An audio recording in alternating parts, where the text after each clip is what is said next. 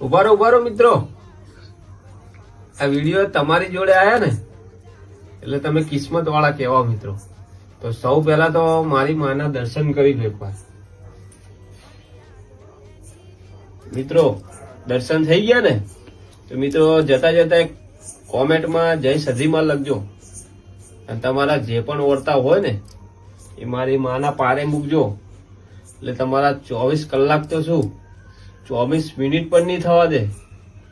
આ મારી બાજુમાંની ઓગણવાસની સધીમાં છે ને એ તમારા જે પણ ઓળતા હોય ને એ બધા એની પારે મૂકી દેજો અને કોમેન્ટમાં જય માતાજી લખજો, જય સધીમાં લખજો અને વિડીયો 3 જણાને શેર કરજો.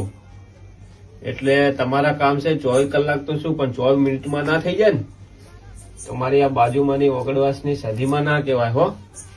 જય માતાજી, જય સધીમાં.